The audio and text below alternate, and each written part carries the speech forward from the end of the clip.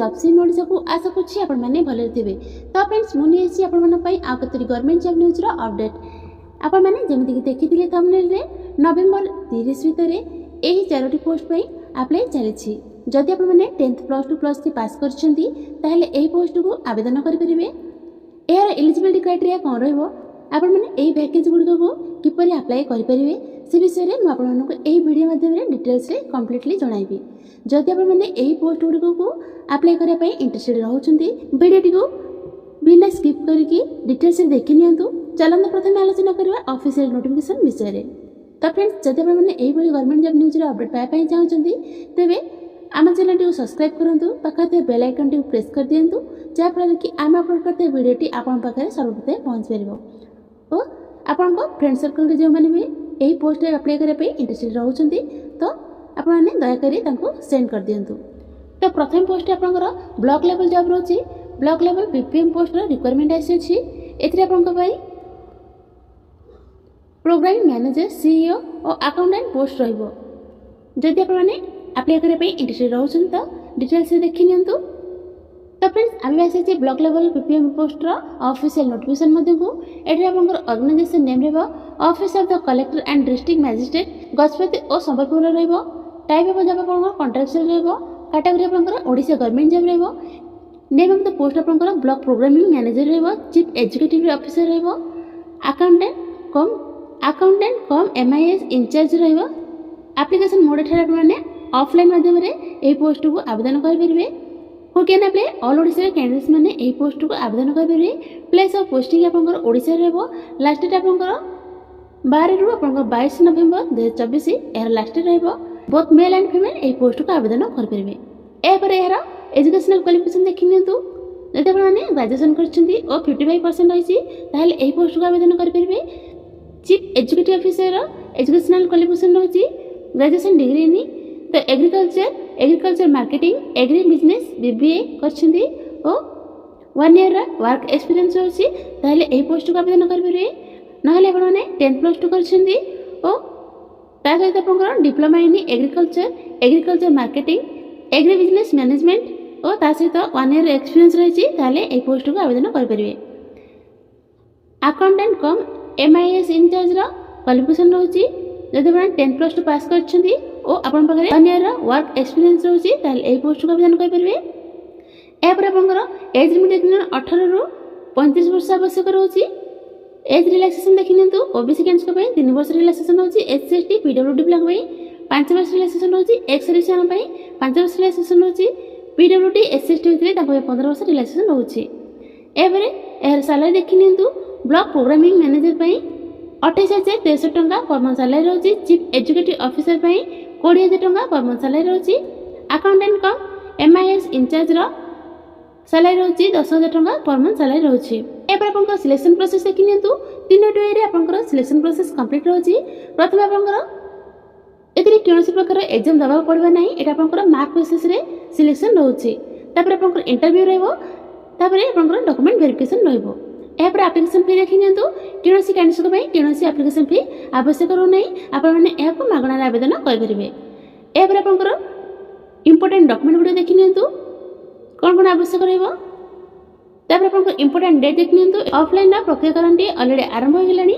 एहर last date रहइबो 22 November 2024 एहर last date रहइबो। जे माने ए पोस्ट अप्लाई करे पे इंटरेस्टेड रहउछंती तो एबे जे आवेदन करनियंतु। तो फ्रेंड्स एटा आपनकर ब्लॉक लेवल रो ऑफिशियली पीडीएफ नोटिफिकेशन रहउची। 3टी पोस्ट जो रहउची तार अलग अलग पीडीएफ नोटिफिकेशन गुडी रहउची। जदि आपण माने ए पोस्ट अप्लाई करे पे इंटरेस्टेड रहउछंती तेबे एबे जे आवेदन करनियंतु। तो एही फॉर्म रो लास्ट रे आपनको जो 3टी भिन्न भिन्न पोस्ट रहउची एहर डिफरेंट नोटिफिकेशन रहउची। तो ब्लॉक प्रोग्रामिंग मैनेजर एटा आपनकर ऑफलाइन फॉर्म रहउची। तो आपण माने एहाको प्रिंट आउट बाहर करी भल से फिलअप करके एही मेल आईडी द्वारा आपण माने अप्लाई कर परिबे। तो आपण पई सेकंड जॉब रहउची फॉरेस्ट डिपार्टमेंट रो रिक्वायरमेंट आसी अछि। एथिरे आपण पई पोस्ट रहउची एमटीएस क्लर्क असिस्टेंट पोस्ट रहउची। एहर सैलरी रहबो 29,200 टंका पर मंथ सैलरी रहबो। जदि आपण माने ए पोस्ट अप्लाई करे पे इंटरेस्टेड रहउछन तेबे एहर डिटेल्स देखि नियंतु। तो फ्रेंड्स आमे बासे फॉरेस्ट डिपार्टमेंट रो ऑफिशियल नोटिफिकेशन मध्ये को एठा आपनकर ऑर्गेनाइजेशन नेम रहबो ICFRE institute of genetic and tree वेटिंग्स रहिबो टाइप ऑफ जॉब आपनकर परमानेंट रहिबो कैटेगरी आपनकर सेंट्रल गवर्नमेंट जॉब रहिबो नेम ऑफ द पोस्ट आपनकर एमटीएस एलडीसी टीईटीए पोस्ट रहिबो एप्लिकेशन मोड एठे माने ऑनलाइन माध्यम ए पोस्ट को आवेदन कर परिबे who can apply all India रो कैंडिडेट्स माने ए पोस्ट को आवेदन कर परिबे प्लेस ऑफ पोस्टिंग आपनकर इंडिया रहिबो लास्ट डेट आपनकर 30/11/2024 यार लास्ट डेट रहिबो जेंडर आपनकर बोथ मेल एंड फीमेल ए पोस्ट को आवेदन कर परिबे ए पर यार एजुकेशनल क्वालिफिकेशन देख नियंतु मल्टी टैक्सिंग स्टाफ पई माने मैट्रिकुलेशन पास करछन ताले ए पोस्ट को आवेदन कर परिबे लॉयर डिवीजन क्लर्क पई कि जदि आपण +2 पास करछन एनी स्ट्रीम रे ताले ए पोस्ट को आवेदन कर परिबे ता सहित आपनकर टाइपिंग स्पीड पर मिनिट रे 35 वाट थिबो ताले आपण माने ए पोस्ट को आवेदन कर परिबे टेक्नीशियन पोस्ट पे जदि आपण +2 पास करछन 60% मार्क रहिछि ताले ए पोस्ट को आवेदन कर परिबे टेक्निकल असिस्टेंट पई कि जदि आपण माने डिग्री करछन ताले ए पोस्ट को आवेदन कर परिबे जे आपनकर वैकेंसी डिटेल देख नियंतु मल्टी टैक्सिंग स्टाफ पई कि 8टी पोस्ट रहछि लॉयर डिवीजन क्लर्क रा गोटे पोस्ट रहछि टेक्नीशियन रा 3टी पोस्ट रहछि टेक्नीशियन असिस्टेंट रा 4टी पोस्ट रहछि एरा आपनकर एज लिमिट देख नियंतु 18 रु 27 वर्ष एज लिमिट रहछि एहा पर एरा सैलरी देख नियंतु मल्टी टैक्सिंग असिस्टेंट रा सैलरी रहबो 18000 रु 56900 पर्यंत लागु रहबो एटा आपनकर लेवल 1 रे अछि लॉयर डिवीजन क्लर्क रा 19900 आरंभ होई 63200 पर्यंत लागु रहबो एटा आपनकर लेवल 2 रे अछि टेक्नीशियन पोस्ट रा 21700 आरंभ होई 69100 पर्यंत लागु रहबो एटा आपनकर लेवल 5 रे जाउछि टेक्नीशियन असिस्टेंट रे आपनकर 29200 आरंभ होई 92300 पर्यंत लागु रहबो एटा आपनकर लेवल 5 रे जाउछि सिलेक्शन प्रोसेस देख नियंतु 3टी वे रे आपनकर सिलेक्शन प्रोसेस कंप्लीट होछि प्रथम आपनकर रिटन एग्जामिनेशन रहबो सेकंड रे आपनकर स्किल टेस्ट रहबो थर्ड रे आपनकर डॉक्यूमेंट वेरिफिकेशन रहबो एपर आपनकर एग्जाम पैटर्न देख नियंतु एग्जाम पैटर्न आपनकर ऑब्जेक्टिव पेपर रहबो टोटल आपनकर 100 मार्क रे एग्जाम रहबो 9 मिनिट ड्यूरेशन दिया अछि नेगेटिव मार्किंग भी रहबो आपनकर नेगेटिव मार्किंग 0.25 आपनकर नेगेटिव मार्किंग रहबो एथिरे आपनकर सब्जेक्ट रहबो जनरल इंग्लिश रहबो general intelligence and reasoning question रहबो 25 मार्क रहबो न्यूमेरिकल एप्टीट्यूड 25 मार्क रहबो जनरल अवेयरनेस 25 मार्क रहबो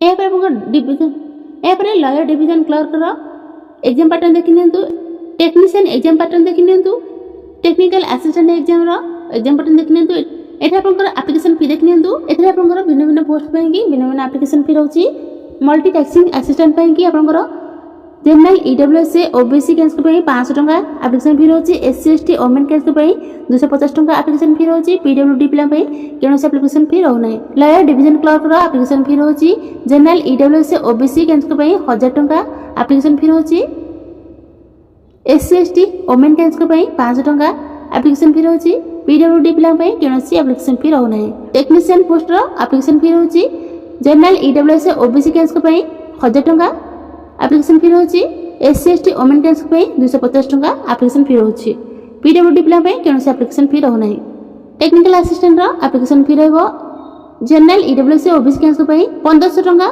एप्लीकेशन फी रहउची एससी एसटी वुमेन कैंडिडेट पई 250 टंका एप्लीकेशन फी रहउची पीडब्ल्यूडी पिला पई केनोसी एप्लीकेशन फी रहउ नै ए पर आपनकर इंपोर्टेंट डॉक्यूमेंट गुलो देखि नियंतु कोन कोन आवश्यक रहबो ए पर आपनकर इंपोर्टेंट डेट देखि नियंतु एहर ऑनलाइन अप्लाई प्रक्रिया करंती 8/11/2024 रु आरंभ होलानी एहर लास्ट डेट रहबो 30/11/2024 एहर लास्ट डेट रहबो तो फ्रेंड्स एटा आपनकर फॉरेस्ट डिपार्टमेंट रो ऑफिशियली पीडीएफ नोटिफिकेशन डी रहउची जहा कि आपन माने ऑनलाइन में ए पोस्ट को आवेदन कर परिबे एटा आपनकर 5/11/2024 रु नोटिफिकेशन डी जारी हेलानी ए पोस्ट रो एहर ऑफिशियल पीडीएफ नोटिफिकेशन रहउची जदि आप मैंने ए पोस्ट अप्लाई करबे इंटरेस्टेड रहउछंती तो एबे जाय आवेदन कर नियंतु तो हम आपनको पूर्वरु नोटिफिकेशन में जहा भी अछि मैं आपनको कहि सारिछि तो जदि आप मैंने ए पोस्ट रो पीडीएफ नोटिफिकेशन पाइ पई चाहउछंती तो आमे हम व्हाट्सएप ग्रुप टेलीग्राम चैनल रे अपडेट कर देबो आप माने सेटा जाय चेक आउट कर नेबे थर्ड जोटी आपनकर बैंक ऑफ बरोदा रो रिक्वायरमेंट आसीछि एतिर आपनकर ऑफिशियल पीडीएफ नोटिफिकेशन टी आउट होई सारिछि एतिर आपन पई 500 प्लस पोस्ट रहबो